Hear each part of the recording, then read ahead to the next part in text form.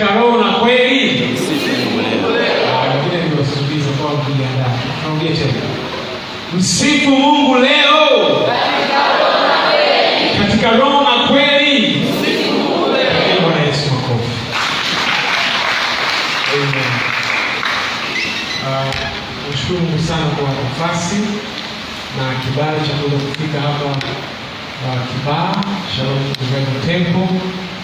Kwa kweli Mungu awabariki sana watu wa Shalom.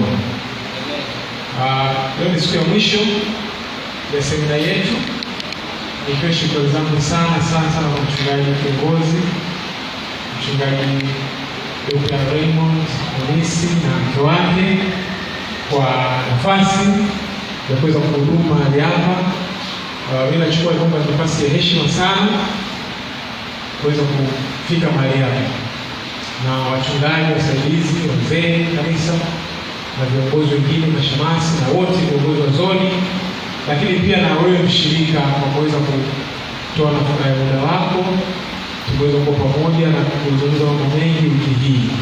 Mungu akubariki sana. Amen. Mungu akubariki sana.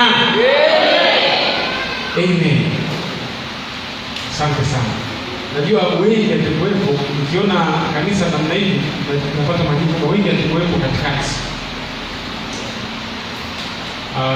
Mungu akubariki na kujalie pia kuweza kufika ibada za katikati. Ni jambo sana. Hizo hasa ibada za Pentecost za walokole zinafanyika sana katikati. Jumapili tunapenda kuhitimisha. Sasa usiwe Mkristo wa Jumapili.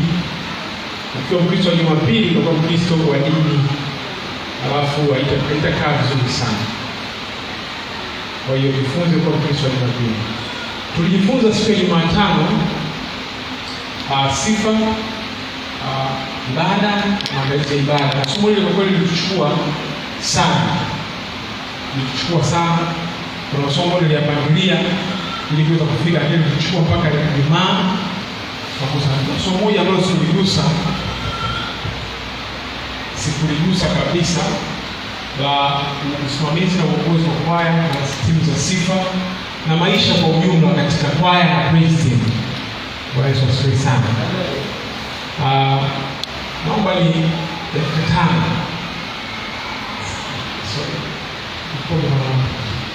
Naomba dakika 5 ni sababu ya hiyo swala ambayo tulipitia. Nitamani sana nipitie.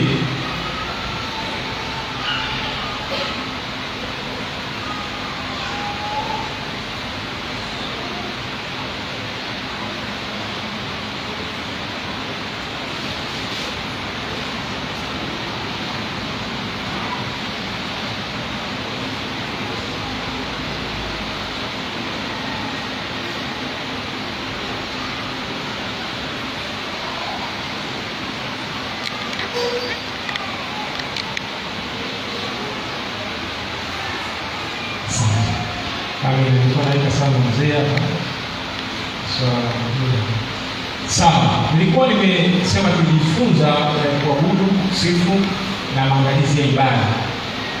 Sikuweza kufanya sehemu ya maisha katika sifa, maisha katika timu ya sifa na kwaya. Bwana Yesu asifiwe sana. Kwa nitapitia kwa dakika 2 minutes ili angalau tupate kidogo kile ambacho pengine tumekipata. Watu wa Mungu, wanakwaya na praise team. Hivi ni vikundi. Kwa kama vikundi, Mungu ametuweka kufanya kazi ya pamoja. Na tunataka sisi tunatoa tu ushauri na usia kwa vikundi. Mimi maisha haya nimeyaishi na nazungumza ya kwaya na praise team. Na sasa hivi bado niko na kwaya, bado niko na praise team, bado ninaimba kwenye kwaya. Na nimeishi katika maisha yangu yote. Nimeanza kuimba nikiwa darasa la 7.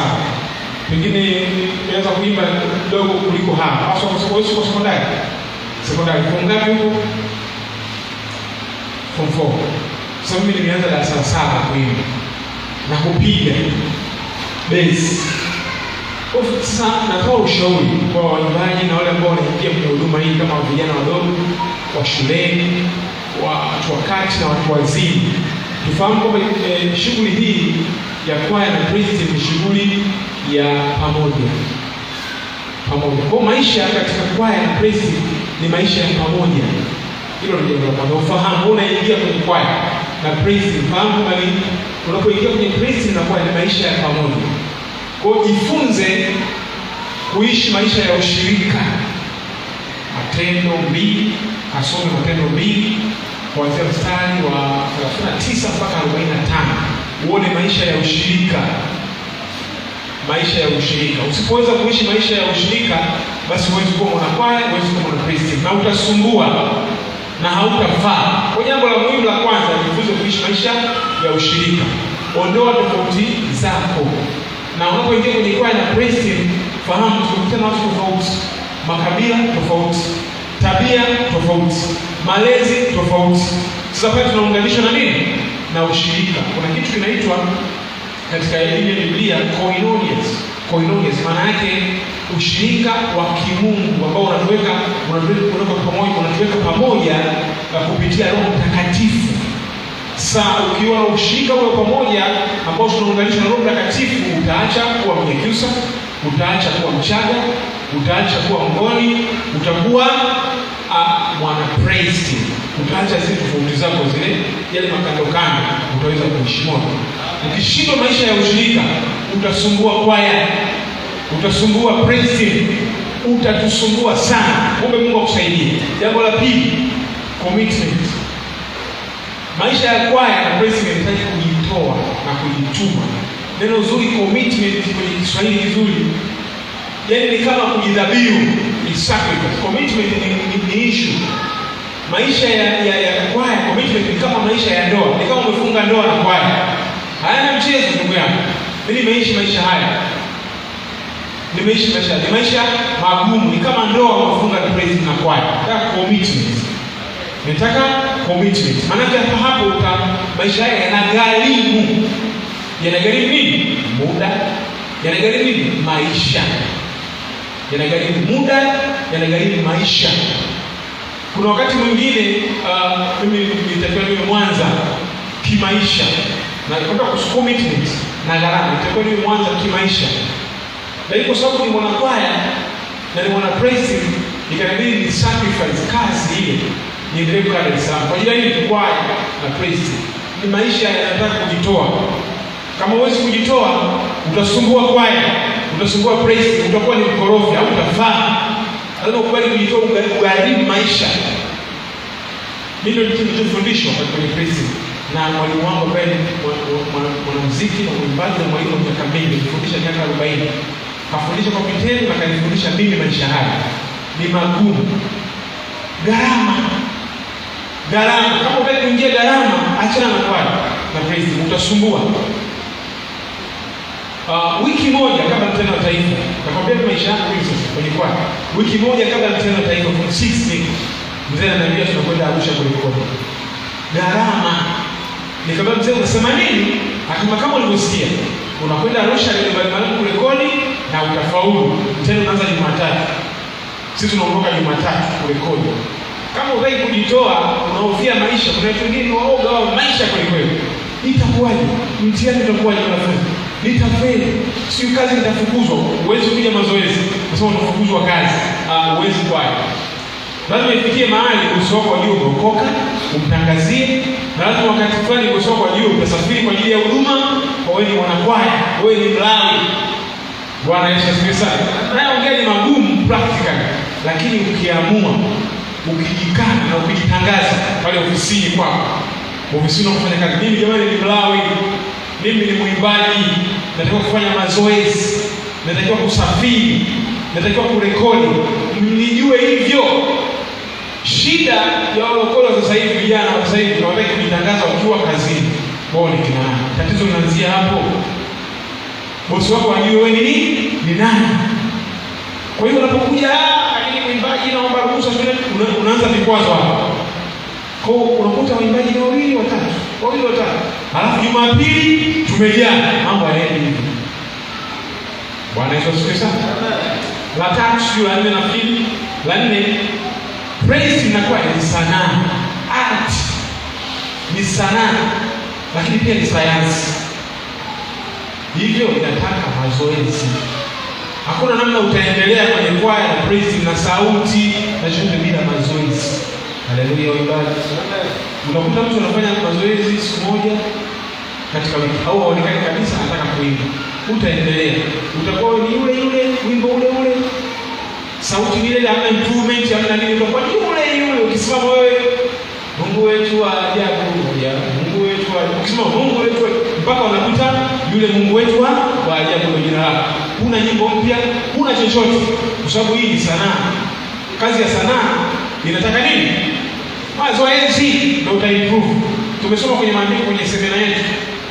Paulo anasema nitaomba kwa akili, nitaomba kwa roho. Ile akili ndio nini? Ustadi. Art.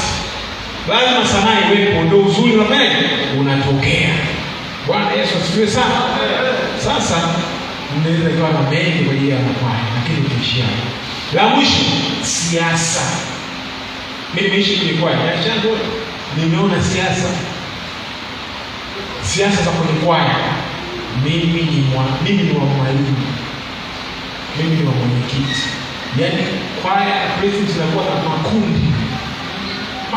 Huyu wa mwenyekiti, huyu wa mwalimu. Sasa ni politics. Hamwezi kufika mbali. Mnabomoa kwaya na kila siku mtakuwa na majiungu. Ndio mkaka miaka 10 ya rekodi. Ukichunguza kuna siasa. Siasa inavuruga sana kwaya. Siasa inavuruga sana praise. Inatafuna. Ni pepo mbaya sana. Mzee aliteswa sana na siasa. Mzee aliteswa sana na siasa. Mzee wangu mimi aliteswa sana na siasa kwenye kwaya. Na ushauri wa kitaalamu naweza nikawapa wanakwaya. Mnapaswa kufahamu kwamba mwalimu wa kwaya is a technician. Ndiye mwalimu, yaani ndio mtu anayefahamu nini maana ya sauti, nini maana ya kupiga chombo, ni technician. Sasa usimuingize kwenye siasa. Sasa mzee wangu alikuwa ni technician, alikuwa ni mwalimu professional. Sasa unakuta akifanya mambo yake ya kiufundi kwenye kwaya anatokea mwenyekiti. Mwenyekiti ni mwanasiasa. Ni mwanasiasa. Wao wanagongana. Sasa uimbaji, praise na kwaya havitaki siasa. Sasa mwenyekiti hana utaalamu. Kwa anatumia namna fulani. Unajua ukiwa na utaalamu na kipawa, kipaji, obviously unavuta. Zinasema methali sana. Tunasema kama kila kijumkapo mtu ufanikiwe. Kwa mzee akawa pull mass na watu anaona kwaya. Sasa hivi mwenyekiti awe na watu analeta siasa kwa sababu hana kitu. Yeye ni mtaalamu tu wa mambo ya uongozi. Kwa hiyo sasa ndugu zangu wanakuwa tuache siasa. Tuache siasa. Haleluya. Kama tunataka kumwabudu Mungu katika roho na kweli, kwenye kwaya usiwe na siasa. Mimi sehemu za uongozi tuachie viongozi, yaani mwenyekiti, katibu na watu wake wa kwaya. Lakini sehemu ya fundi, yaani mwalimu, hiyo ndio. Na mimi I prefer mwalimu wao ndio top wa kwaya, mwalimu. Mimi lakini sijui ni ushauri. Hao ndio top. Ili mambo yaende sawa. Mwalimu nao wana udhaifu. Kwa sababu yeye ni fundi, anajua mimi nisipofundisha kwaya na feli au kitu na feli. Kwa sababu mwenyekiti mmoja ni kuona anapoteza mtani. Na wewe mwalimu upone, achana na mambo ya siasa. Hapo utakuwa umeroga na wewe. Kama anasema Paulo, ni nani wa Galatia, ni nani aliyoroga? Utakuwa umeroga. Hii kazi ya Mungu. Hatuvutani. Mungu atusaidie. Wewe mwalimu soma kwenye msiasa kuachana, ukikataa umeingia kwenye siasa. Sasa naye anakaa pembeni. Ngoja niwaone. Wanakuja mwalimu. Hata basi mwenyekiti, fundisha sauti sasa. Ndio kupiga sasa. Hata mnakaa miaka 10 ya rekodi, miaka 20 ya rekodi. Kumbe nini ni politics? Hebu tusimame, tusome maandiko sasa. Nimetoa ushauri huo tutafanya tunajua namna ya kuangalia ushauri huko namna hii. Fungua Biblia yako, nitakwenda kwa haraka sababu ibada yetu imekwenda. Nimesema naongea dakika 5 na nitumia 10 sasa. Sasa nitakwenda kwa haraka. Yohana mlango wa 4. Yohana mlango wa 4. Tutaanzia pale. Yohana mtakatifu, fungua Biblia yako. 4 Tutaanza mstari wa 20 hapa.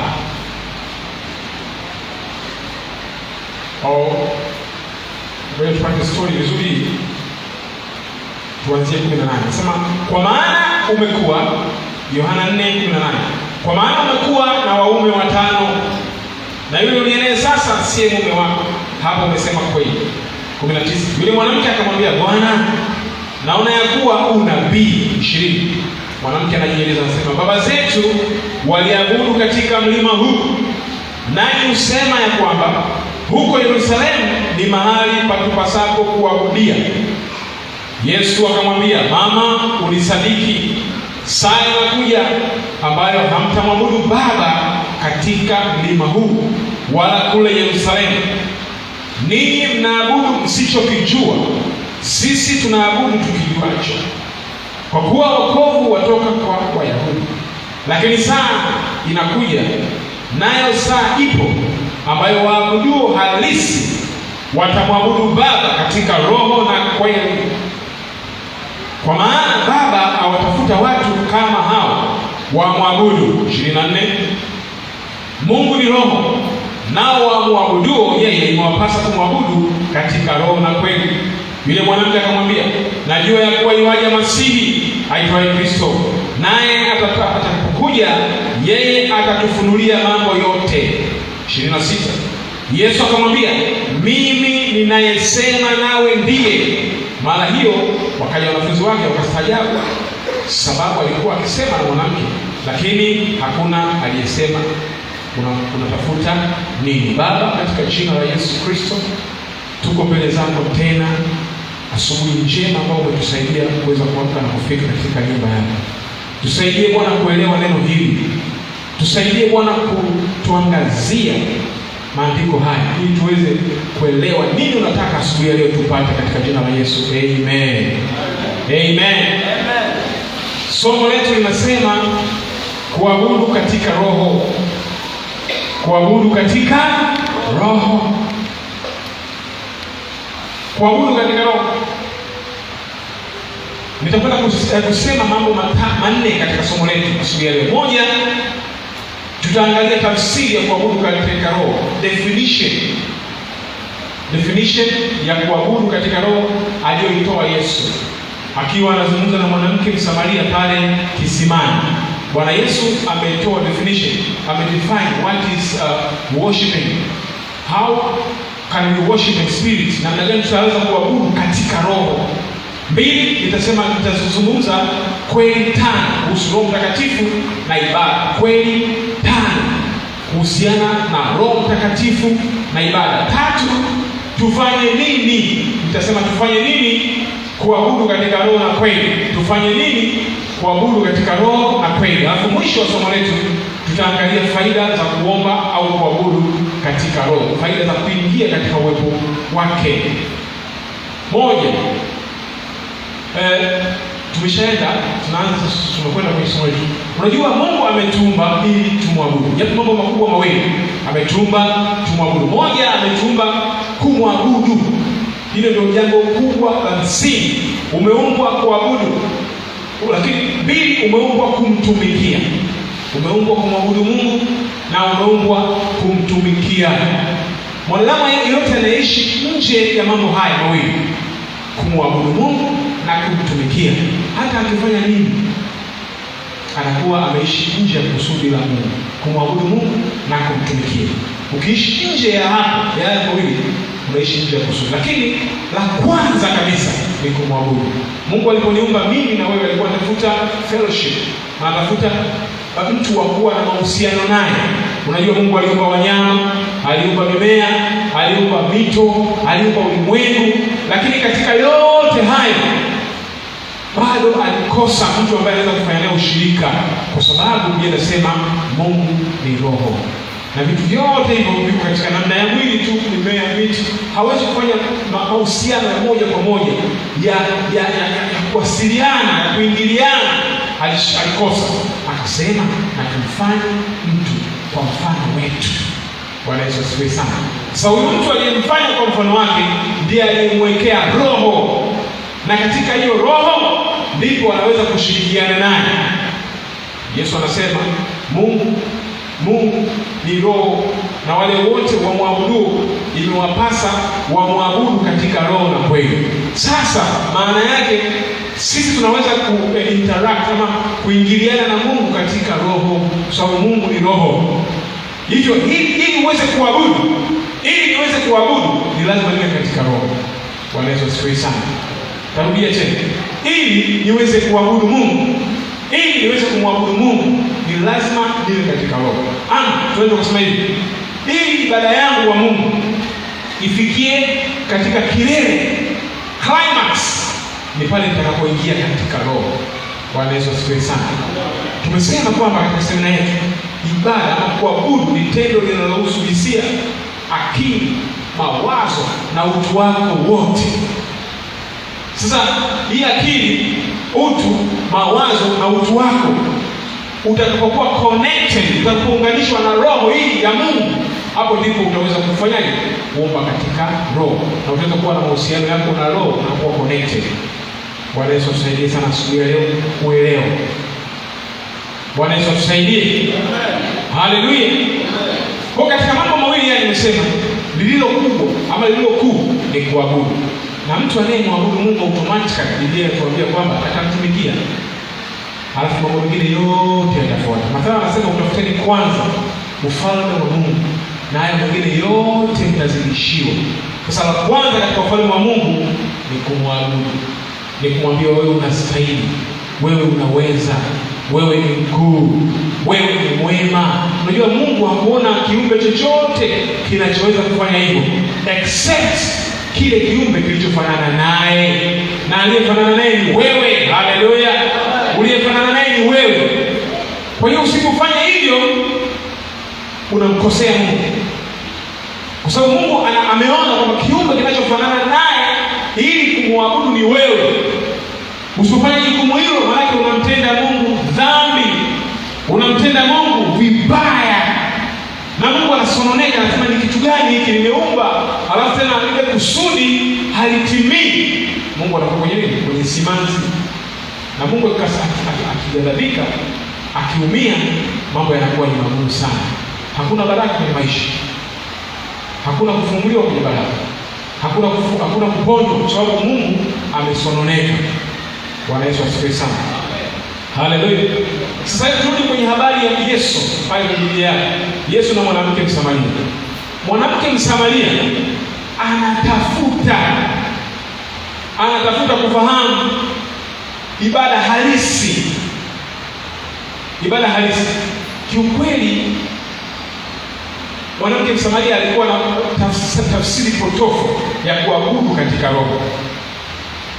Alikuwa na tafsiri potofu, lakini pengine inawezekana kwa sababu ya makuzi yake, mila, utamaduni, lakini inawezekana pia kwa sababu hakuambiwa, hakufunuliwa kuambiwa kwamba ibada halisi ni ipi, mpaka alipokutana na Yesu pale kisimani akamfunulia. Bwana Yesu asifiwe sana. Ni shauku ya Roho Mtakatifu asubuhi ya leo na wewe ukafunuliwe kujua ibada halisi. Haleluya. Ukafunuliwe. Inawezekana umeingia ibadani leo watu ambao wenye ufahamu kama mwanamke Msamaria, lakini Yesu amekufikia asubuhi ya leo, ukafunguliwe katika jina la Yesu, ukafahamu ibada halisi katika jina la Yesu, na ujae shauku ya kuabudu katika roho katika jina la Yesu. Haleluya. Tunazungumza ibada halisi, ibada halisi. Kupanda viwango. Ndugu yangu nikwambie, kupanda viwango katika ibada huwezi kuja bila kuifahamu ibada halisi. Na ibada halisi ndio hii. Yesu anamfunulia mwanamke Msamaria juu ya ibada halisi. Mwanamke ufahamu wake anamwambia, sisi tunaabudu katika mlima. Sisi wa Samaria. Hata kama kulikuwa na Msamaria na Myahudi. Yesu Myahudi, alafu mwanamke ni Msamaria. Mwanamke Msamaria anampa Yesu ujuzi kuhusiana na ibada. Kwa hivyo anakupa ujuzi kuhusiana na ibada.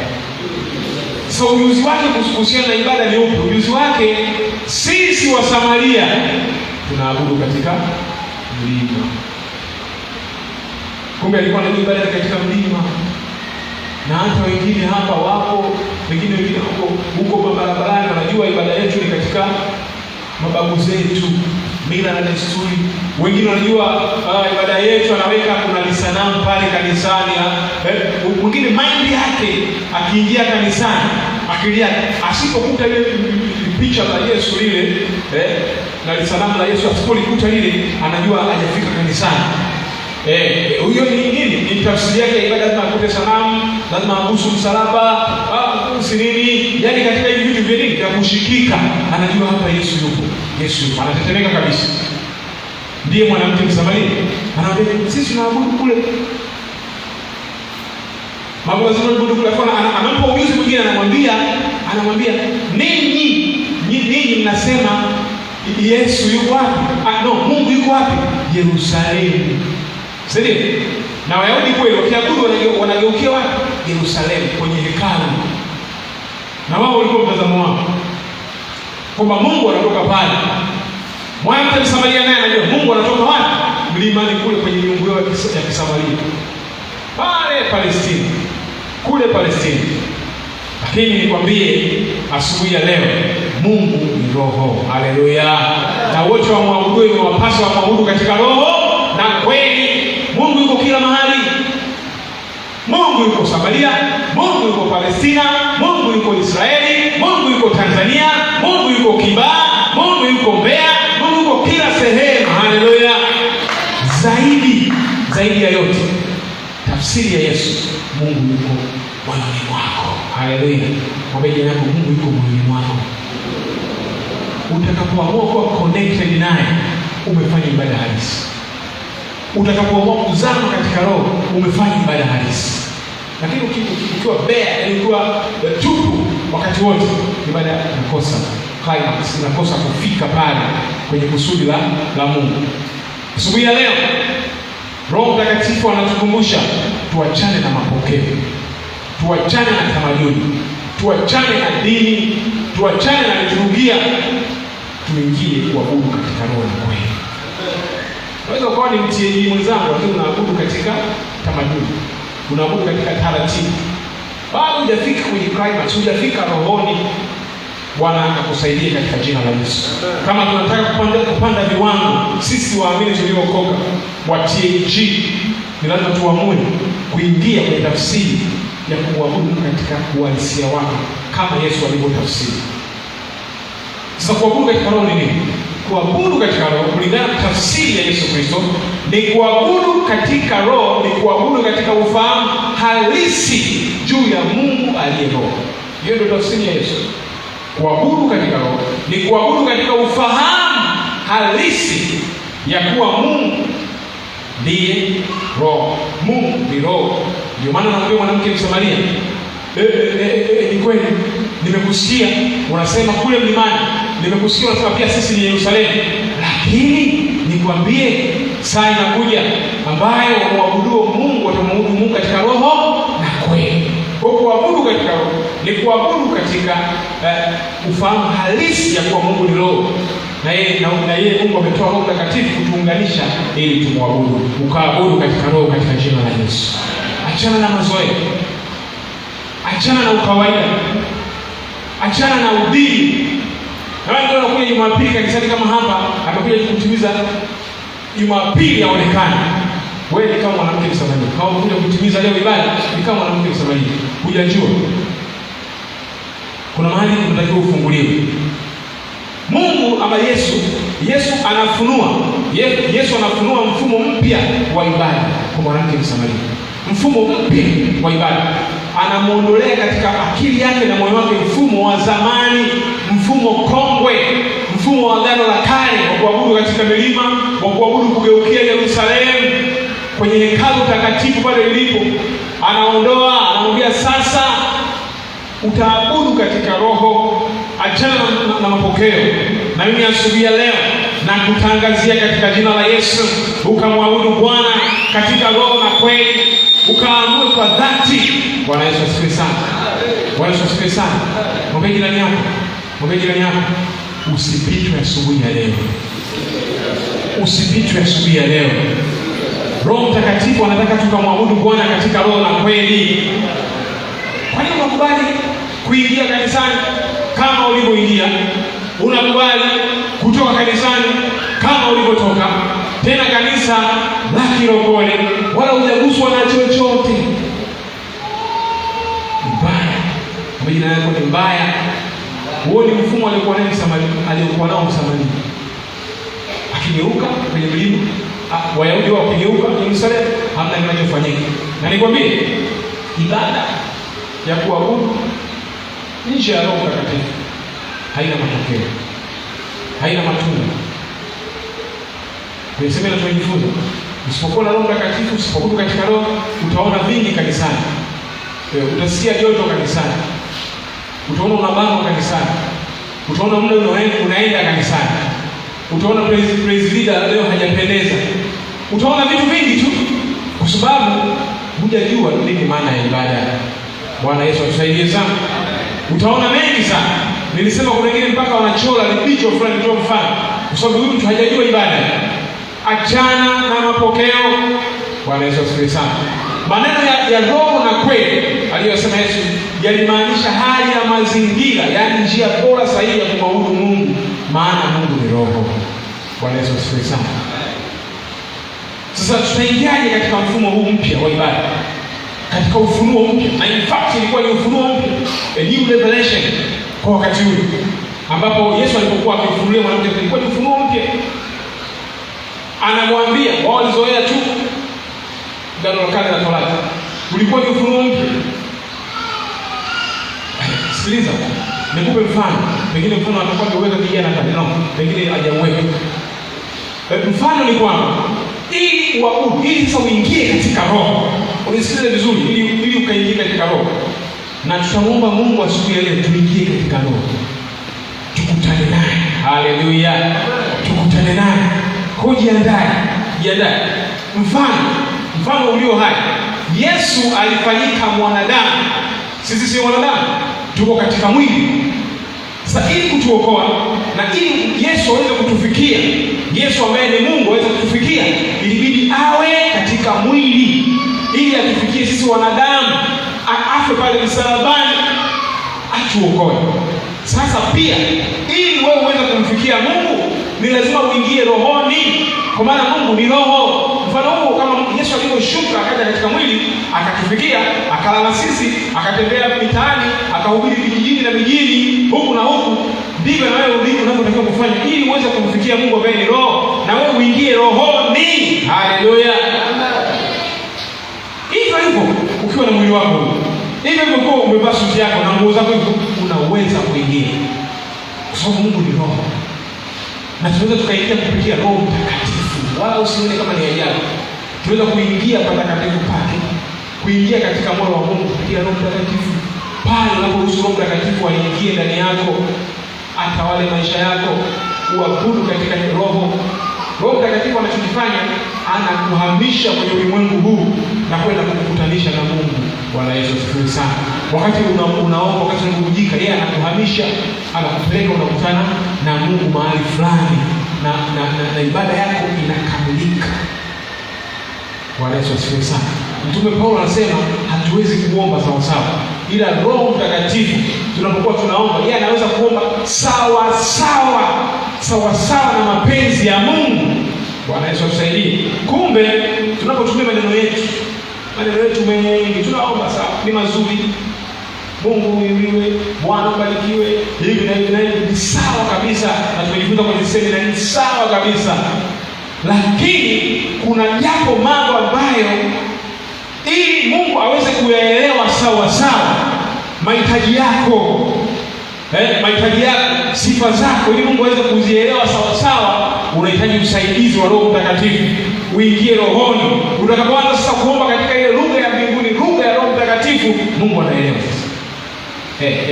Tena wakati mwingine wewe huelewi, lakini Roho anasaidia kueleza kile kitu ambacho pengine wewe ungekisema kwa Mungu usingeweza.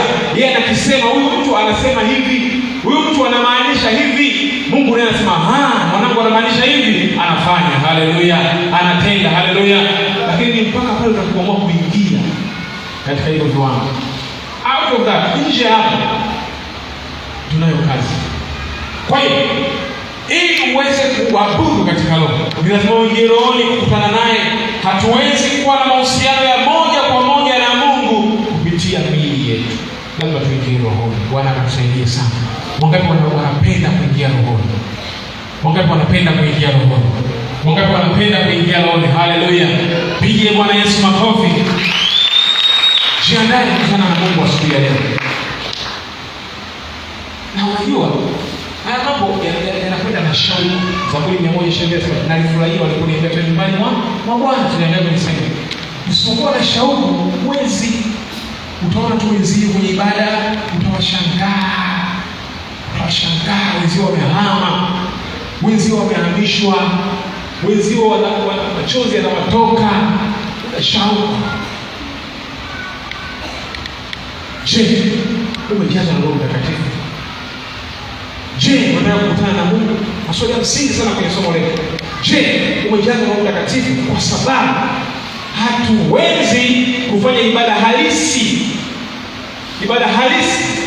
na tuwezi kuabudu katika roho bila ya roho. Roho kazi yake ndio hiyo, kutupeleka, na ndio ufunuo mpya wa Yesu Kristo anaopa mwanamke Msamaria. Bwana Yesu asifiwe sana. Bwana Yesu asifiwe sana.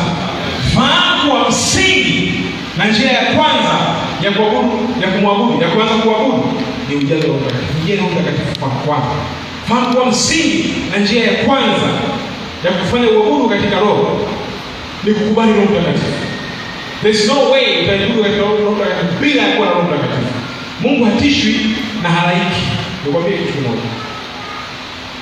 Yaani Mungu hatishwi tumekusanyika mamilioni kumwabudu.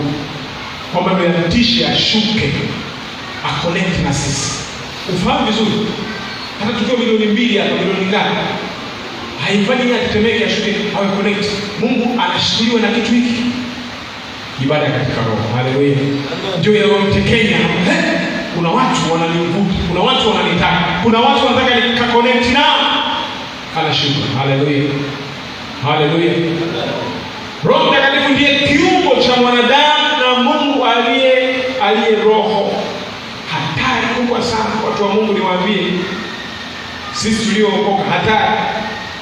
Vijana wadogo ambao mko hapa, wanafunzi wa shule ambao mnasoma, niwaambie katika Warumi 9 ni hatari sana. Wewe uliokoka unisikilize vizuri, ambaye hauna Roho Mtakatifu, uwe makini sana. Anasema Paulo, lakini ikiwa Roho wa Mungu anakaa ndani yenu, ninyi hamfuati mwili bali mwafuata Roho. Lakini mtu awaye yote asipokuwa na Roho wa Kristo, huyo si wake. Mimi nikifika hapo huwa najichunguza. Sio wewe mwenzangu, huwa najichunguza mara mbili. Ninamwabudu Mungu, ninamsifu Mungu, ninakwenda kanisani, ninasali, ninasema nimeokoka, tena kanisa la walokole. Lakini Paulo anasemaje? Asipokuwepo Roho wa Mungu ndani yangu, mimi si wake. Hata kama nimeokoka. Sasa lazima uokoke, lazima ujazwe Roho Mtakatifu. Kujazwa Roho Mtakatifu is a must. Kwa maana yako, kujazwa Roho Mtakatifu is a must. Ni lazima. Kwa sababu unaweza ukawa si wake. Sasa kuna watu ambao wanasema kama wengine bwana, mimi nimeshampokea Yesu, inatosha. Lakini unaweza ukawa si wake bila Roho Mtakatifu. Maana yake Roho Mtakatifu ni kama alama ndani yako, inayomuonesha Yesu na inayomuonesha Mungu ndani yako. Kweli tano, tusipitie kweli tano. Tunakwenda halafu tutamuomba Mungu. Jipange kumwabudu katika roho asubuhi ya leo. Haleluya. Kweli tano. Kweli ya kwanza, kusudi la Mungu kuumba mwanadamu ni ili awe na ushirika naye. Sasa ushirika huu alifanya ili mwanadamu amwabudu. Ushirika huu, kusudi la Mungu kuumba mwanadamu ni ili awe na ushirika naye. Mungu ili awe na ushirika wa Mungu. Na ushirika huu unapatikana katika roho. B. Msingi mkuu wa mahusiano ya Mungu na mwanadamu ni katika ibada, na ibada inayoongozwa na Roho Mtakatifu. Msingi mkuu wa mahusiano, fellowship with your God, ni katika ibada. Mungu anafanya mahusiano na mwanadamu katika ibada, sio kama mambo mengine, lakini ibada inayoongozwa na Roho Mtakatifu. Yakobo 4:8. C. Ibada nje ya mazingira ya roho wa kweli haiwezekani. Ibada nje ya mazingira ya Roho Mtakatifu haiwezekani. Hiyo ni makelele, ni vurugu, ni show, ni concept. Tena mimi sipendei kweli ndio sema tamasha. Tunafanya tamasha. A concept. Unakuta tunasema leo tuna tamasha. Unajua tamasha ni kama maonesho kwa Kiswahili. Mnakuja kuonesha ni kama ni show fulani. Sisi tunafanya tamasha, tunafanya ibada. Haleluya. Kama tunamwimbia Mungu, tunamwimbia ni ibada. Kama tutasifu Mungu, tutamsifu, tunafanyia Mungu ibada, sio tamasha. Kwa ibada nje ya mazingira ya roho kweli haiwezekani. Wakorintho wa kwanza 14:15. Wakorintho wa kwanza 14:15. Alright. D.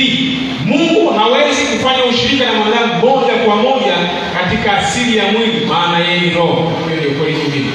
Mungu hawezi kufanya ushirika na mwanadamu moja kwa moja katika asili ya mwili, maana yeye ni roho. Alimuumba mwanadamu kwa mfano wake, mfano huo ni katika roho.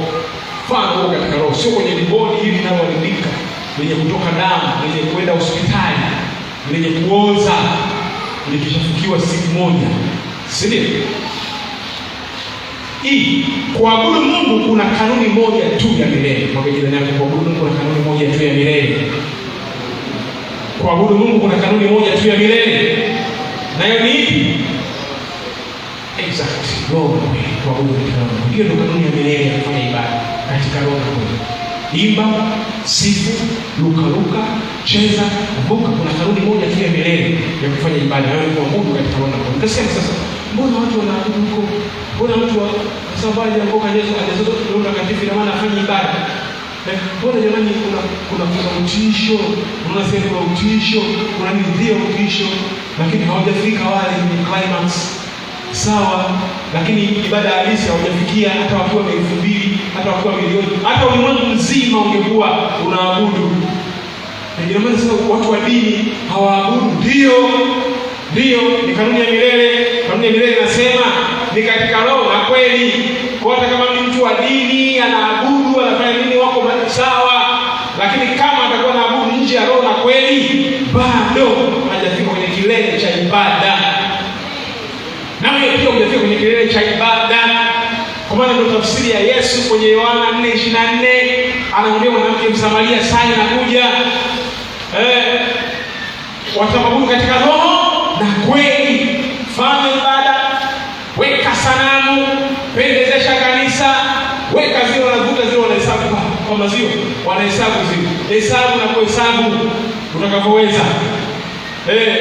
Lakini usipofika kwenye roho na kweli, ni vurugu, ni utakataka mbele za Mungu, ni harufu mbaya kabisa, haifai. Bwana katusaidie katika jina la Yesu. Tukae kanisa la kiroho, sio la dini. Tufanye nini ili tuabudu katika roho na kweli?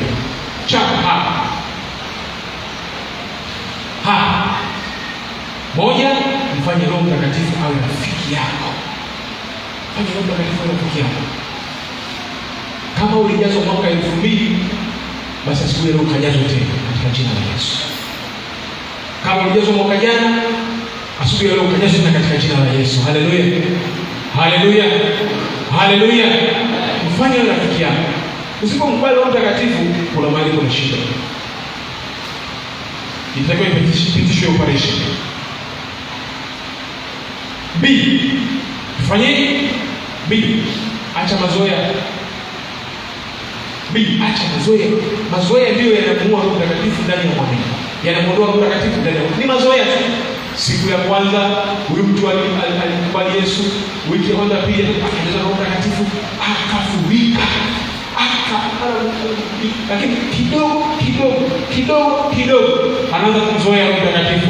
Roho Mtakatifu ukimzoea, unaacha kumchochea, unaacha kuomba, unaacha nini, mwisho Roho Mtakatifu ni wa amani, ni mnyenyekevu, hataki vurugu. Anapoona sasa umeanza zile vurugu zako, ule utu wa kale anaosema Paulo, utu wa kale unaunyanyua zaidi, yeye anataka vurugu, anasogea pembeni, unakwenda mwenyewe.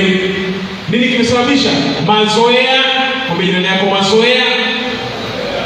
Sikiliza, unajua wazungu mimi nawapenda sana. Kuna vitu wanafanya vizuri na vitu vingine hivi, lakini nawapenda kwa sababu hata kama wanakuwa wanafiki, lakini wanafanya hawapendi mazoea. Mchungaji anafikiria aende Ulaya, anawajua wazungu vizuri. Mzungu akioa leo, sawa, anapoa anafunga ndoa leo, sio? Kama vijana wa mwaka mmoja walikuja kushuhudia, akaendelea kupita mtoto, yes darling, yes darling, yes darling. Mwaka wa kwanza, yes baby, darling, yes my love, mpenzi wangu, anamwita. Sisi sasa kama inapita mwezi utamwita hivyo, si ndio? Labda ni mwezi ule wa asali tu, hani utamwita yeye mpenzi na nini, lakini baadaye si wa Afrika. Lakini mtu anasema sio yeye, maana kamshika mke wake pale mpaka leo anamwita hivyo, si ndio? Mpigie makofi mchungaji. Nazungumza mazoea. Sisi Waswahili, hata mimi ule mwezi wa kwanza ule kwa kile ukifika mwaka, wewe mama fulani wewe, leta chakula. Ushamzoea. Umeshafanya nini? Umemzoea. Sasa hayo mazoea ndio yanavunja ndoa. Mwambie jirani yako, hello. Yanavunja ndoa. Ndio yanaondoa Roho Mtakatifu. Ni mfano nimetoa ndoa ili uelewe. Sasa unakuta huyu mwanamke aliyemwoa mkurugenzi wangu, huyu mama aliyemwoa, hii rangi yake hii ni ile ile. Ni ile ile. Lakini sababu umemzoea, usema tu mbona hii hamna kitu. Lakini kumbe ni nini? Ni mazoea, umeshakaa naye mzoea, hajabadilika. Kama ni mzuri vile vile, yuko vile vile. Kinachofanya nini muone sasa kawaida ni mazoea. Ambacho wenzetu sasa wazungu hawataki, wanapambana nacho. Anaambia sio napendeza, bado wewe ni mrembo, bado anapambana na mazoea. Watu wa Mungu, mazoea ni mabaya. Mazoea yameharibu wa Kristo. Mazoea yalimfukuza Roho Mtakatifu kwenye maisha yetu. Unaweza kumuona Roho Mtakatifu kunena kwa lugha kule vile. Shauku inaondoka. Mwisho unakuwa mkavu. Ndoa yako na Roho Mtakatifu inavunjika. Kuabudu katika Roho kunavunjika. Kila kitu unabaki Mkristo wa dini. Na hapo sasa ndio unajua kinga mwilini inaondoka. Kinga ya kiroho inaondoka. Unajua Roho Mtakatifu anaweka kinga ya kiroho. Sasa Roho Mtakatifu akitoka, unakuwa kama yule mgonjwa wa ukimwi, anakosa kinga yule. Kila kitu kinamvamia, wanaita ukimwi, mgonjwa wa upungufu wa kinga rohoni. Maana Roho Mtakatifu pale ametoka. Sasa magonjwa ya kiroho sasa yanaingia. Sasa ametoka roho, uongo, uzushi, ubea, malalamiko, kuchelewa kanisani. Siku umeokoka ueleze Roho Mtakatifu kanisani saa 12 unabubujika. Ukianza ukilo, kanisani kwani baba yangu hiyo? Kwani baba yangu? Sisi watoto wachungaji tunajua sana. Kuna Kristo anasema kwa sababu kanisa la baba yangu. Unamsikia kabisa. Inauma. Kwani ndio kupiga baba yangu? Na hiyo baba ndio mchungaji. Unasikia maskini. Mchungaji ana kazi. Mzee ana kazi. Lakini ndio ndio. Sasa isiwe kwako katika jina la Yesu. Ukawe na kinga rohoni katika jina la Yesu. Ukatamani kuja Roho Mtakatifu katika jina la Yesu. Maana ni kinga. Tupilia mbali mazoea katika jina la Yesu. Amen. Mazoea yakiondoka, hapo tutainuka tena. Kanisa litafurika tena. Watu hawataona aibu kulia kwa machozi kanisani. Watu hawataona aibu kugaragara. Miaka ya nyuma watu wanagaragara kanisani, wanalia kwa machozi. Siku hizi kulia kwa machozi tunakuangalia, huyu ana shida wewe. Sio kama una shida, ni Roho Mtakatifu amekuchukua. Mimi sina shida. Sina nini? Sina shida. Roho Mtakatifu amtembea. Nimekuwa connected. Haleluya. Nimekuwa connected. Haleluya. Ukawe connected katika jina la Yesu. Usije kama mshirika boy hai kwenye ukio. Mathayo 5:6, heri wenye kiu na njaa ya haki, maana watashibishwa. Yesu anamtafuta mtu mwenye kiu asubuhi ya leo. Mathayo 5:6, heri wenye njaa na kiu ya haki, maana watashibishwa. Si nena kwa lugha. Tunasema mazoea si nena kwa lugha mtu wa Mungu. Nena kwa lugha. Kunena kwa lugha ni uzoefu wa kimbingu, uzoefu wa tofauti, uzoefu wa ajabu, haujawahi kuzoeleka. Ndio huyo anayetusaidia kuomba tusioweza kuyasema. Ndugu yangu, huna uwezo wa kuyasema yote kwa Mungu wewe kama wewe. Nikwambia siku ya leo, yaani mambo yako yote, hata sifa, maneno ya sifa tunajifunza Mungu Adonai, Jehova ile, Jehova hayatoshi. Lakini kuna namna Roho Mtakatifu akiingia, unaweza anaweza kusaidia kuyataja mambo huwezi kwa Mungu. Mahitaji ambayo huyajui, hata mahitaji ambayo huyajui, anayataja kwa Mungu. Huyu kesho kuna janga, msaidie, hajaniona, msaidie. Huyu kesho kuna hili, msaidie. Huyu kesho msaidie. Haleluya. Anasema Wakorintho wa kwanza 14, maana nikiomba kwa lugha roho yangu huomba, lakini akili zangu hazina matunda. Uelewe hapo vizuri, mtu wa Mungu. 15, imekuwaje basi? Nitaomba kwa roho, tena nitaomba kwa akili pia. Nitaimba kwa roho, tena nitaimba kwa akili. Bwana Yesu asaidie. Nena kwa lugha sana. Tamani hiyo ndio namna gani tunaweza kuabudu katika roho. Nena kwa lugha. Utajieleza maelezo mengi, lakini kujieleza kwa lugha itakuwa ni mazuri sana. Warumi 8:26 anasema kadhalika, Warumi 8:26, kadhalika roho naye hutusaidia udhaifu wetu, kwa maana hatujui kuomba. Hatujui kuomba. Bonde kabisa, pigia mstari kwenye Biblia yako. Usifikiri ni mtaalamu wa kuomba. Wengine wanaomba. Sisi kuna watu wanaomba. Mimi babangu mdogo anaomba kwa Kinyakyusa, akishaomba kwa Kinyakyusa, kama umefumba macho hivi, umefumba mnisikilize, anapojua kuomba kwa lugha, anaomba kwa Kinyakyusa, ukifunga macho unafikiri Mungu ameshuka. Lakini bado hiyo haitoshi. Unahitaji kuomba katika roho. Haleluya. Hata kama wewe unajua kupanga maneno, unajua kuzungumza vizuri, unajua maneno yanavutwa, ukiomba tuna yes, ukiomba yes ndio wanaitikia, nimegusa, bado haitoshi. Anasema maana jinsi hatujui jinsi kwetu kuomba, lakini Roho mwenyewe hutuombea kwa kuugua usiweza kutambua, na yeye aichunguzaye mioyo aijua nia ya Roho ilivyo, kwa maana kuombea watakatifu kama apendavyo Mungu. Kama apendavyo Mungu. Kama apendavyo Mungu. Bejele yangu, kama apendavyo Mungu. Tena mtikise bega yule, kama apendavyo Mungu. Kuna namna wewe utaomba, lakini kwa kazi zako na Mungu apendi, Mungu hataki, sio wapenzi wako. Mambo tunatamani. Mungu nipe gari, Mungu nipe hii. Kumbe Mungu sasa hivi wewe sio mapenzi yake. Kuna kitu ambacho unataka uombe ukijui, ndio anakusaidia. Anakipeleka kwa Mungu, unapata kusustain. Ishi maisha matakatifu. Ishi maisha matakatifu. Zaburi 33:1. Tumezungumza sana hiki kwenye semina, kwa sababu ielezea. Ishi maisha matakatifu. Kwa nini? Roho wa Mungu ni mtakatifu. Mungu ni mtakatifu. Hivyo wanaokuwa connected naye ni lazima wawe watakatifu ili usimzimishe roho.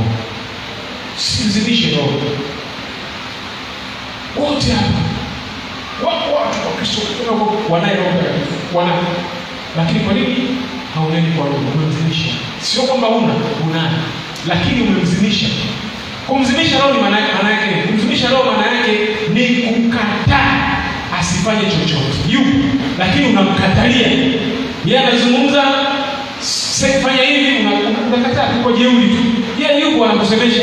Ni kukataa kazi za Roho Mtakatifu kwako. Kazi za Roho Mtakatifu kwako ni zipi? Ni kukuongoza, ni kukutawala, ni kukuabulisha. Unakuta mtu anaabudishwa na Roho kabisa, anakwenda kwenda chini, sema hivi, wewe ngumu kabisa, utaka unamzimisha. Ni kukataa kazi za Roho Mtakatifu ndani yako, unazikataa. Wakati umeokoka, amekujaza, you deny to be influenced by the Holy Spirit. Yaani kutawaliwa na Roho Mtakatifu unakataa. Wanasema kwa Kiingereza to flourish. Yaani unamkatalia Roho Mtakatifu asistawi. Unajua Roho Mtakatifu anastawi ndani, kwa sababu unamkatalia. Yaani ni kama Roho Mtakatifu amepandwa ndani yako. Anapopandwa ndani yako kama kwenye udongo wa moyo wako, wewe unamzungushia miba, habaki hivyo hivyo. Bwana atusaidie. Hebu toa hiyo miba katika jina la Yesu. Mwache astawi, flourish, ili uweze kupata faida ziko nyingi. Tutasoma kwenye Wakorintho, alafu dakika moja tutasimama tukaomba. Anasema Wakorintho 2:3-5. Nisome neno hilo kutoka Wakorintho 2:3-5. Ila hata leo faida ya kujazwa na kuomba katika roho. Wakorintho 2:3-5 mpaka 18 anasema ila hata leo Torati ya Musa isomwapo, utaji uikalia mioyo yao. 16 anafafanua sasa. Lakini wakati wowote watakapomgeukia Bwana, ule utaji huondolewa. Basi ndipo penye uhuru. Faida hizo, utakapomgeukia Bwana, hiyo ile tafsiri ya Yesu pale Yohana 4:24, watakaomwabudu katika roho na kweli, sasa wanakuwa kwenye uhuru. 18, lakini sisi sote uso usiotiwa utaji, tukirudisha utukufu wa Bwana kama vile katika kioo, tunabadilishwa tufanane na mfano huo huo toka utukufu hata utukufu, kama vile kwa utukufu utokao kwa Bwana aliye roho. Bwana Yesu asifiwe sana. Huyo ndio mtu ambaye anaingia roho, anaacha ile Torati kawaida, desturi, mila, kama yule mwanamke Msamaria. Bwana Yesu asaidie. Katika kuabudu katika leo tunapata uhuru. Ibada katika roho tunapata furaha ya kweli. Ndio maana mtu atakiwa na huzuni, mtu atakiwa na msiba, akichangia rohoni anafariji. Tunapata amani, tunapumzishwa. Unajua unaingia kanisani ndugu yangu, unatoka na mzigo vile vile, kwa sababu kufungua moyo wako, kumwacha Roho Mtakatifu akuondolee ile mzigo, akuondolee ile maneno bana umemzimisha, isiyo hivyo katika jina la Yesu. Simama pale wewe. Simama pale wewe. Tunakwenda kumwambia Bwana, hata kama ni kwa dakika chache, Bwana atusaidie. Unatamani pia kumwacha, kurevive ile roho ndani yako. Zaburi anasema, niumbie moyo safi na ufanye upya roho ndani yangu. Huu ndio wakati. Kubali. Kaa tayari. Roho Mtakatifu yuko hapa. Roho Mtakatifu sio nadharia. The Holy Spirit is not a theory. Ni kitu cha practical. Sio nadharia. Nikuombe, unasema nataka Roho Mtakatifu. Umesali na umeomba sana.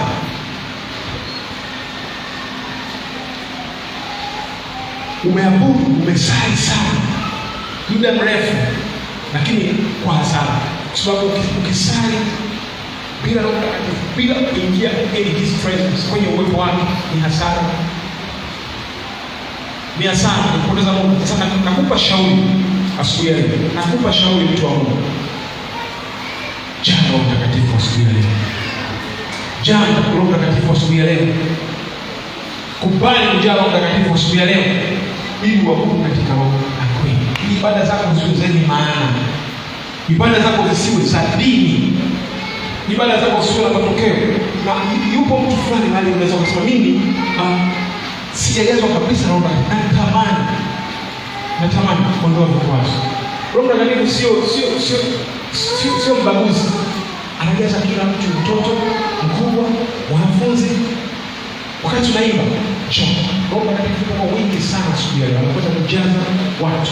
Anakwenda kuwafundisha ili ibada zao ziwe zenye maana. Usikubali kukaa kwenye kanisa waliookoka miaka, lakini unasali tu kavu kabisa. Huna ibada, hujafikia kilele cha ibada. Jitoe asubuhi ya leo. Insha. Tunakwenda kumwimbia Mungu. Alafu tamani kujia Roho Mtakatifu. Na nitakuombea. Bwana atakupa nguvu, atakupa uwezo wa Roho Mtakatifu. Roho Mtakatifu ni mlinzi. Roho Mtakatifu ni muombezi. Kwa hiyo anasema hatujui kuomba, lakini anatuombea. Unapokuwa umekwama, umechoka, umeishiwa, umekwenda chini, uko down kabisa, mambo ni magumu, Roho Mtakatifu anafanya, anakuombea. Sasa wewe huna muombezi. Tuna ibada mchana. Tuna ibada mchana. Mimi nataka kwenda kuabudu, lakini ukiwa una Roho Mtakatifu, ile la mchana itakuwa ni tamasha tu. Nakwambia kweli. Kama huna Roho Mtakatifu itakuwa ni maonesho tu. Utaruka, utafanya lakini itakuwa ni bure. Tamani kujaa Roho Mtakatifu. Pentekoste, tamani kujaa Roho Mtakatifu.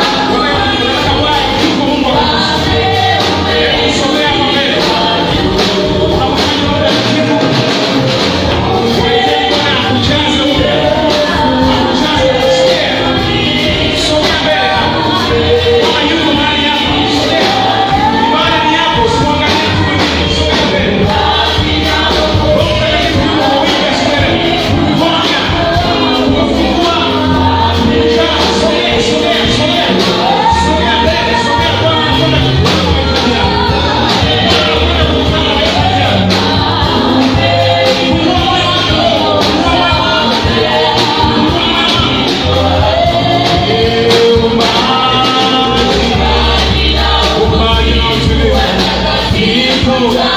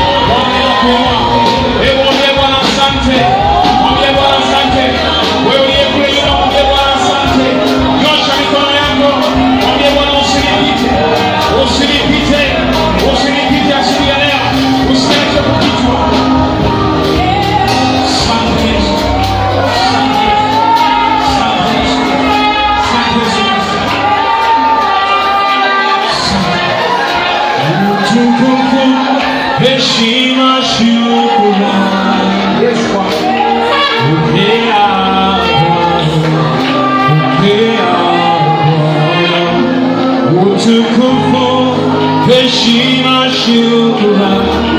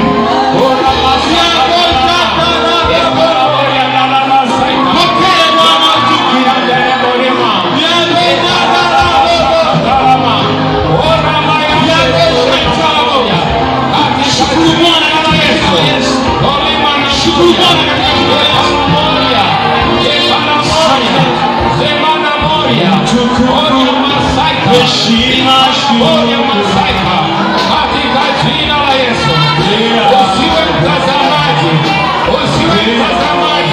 hebu shiriki baraka hizi. Acha kupepesa macho,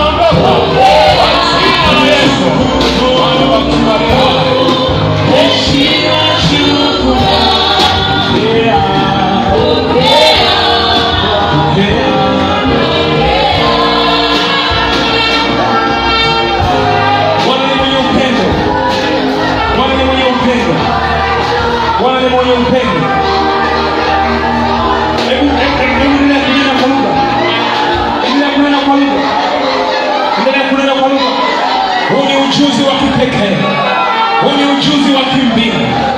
Hakuna mwanadamu anayeweza kuwajaza watu na Roho Mtakatifu isipokuwa ni Yesu na Mungu mwenyewe.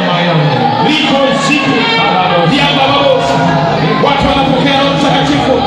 Wewe usipitwe, wewe usipitwe, umebaki wewe. Sema Bwana nijaze, usipitwe na wingu hili, usipitwe na wingu hili. Mwambie Bwana usinipite, unapozuru wengine usinipite. Asante Yesu.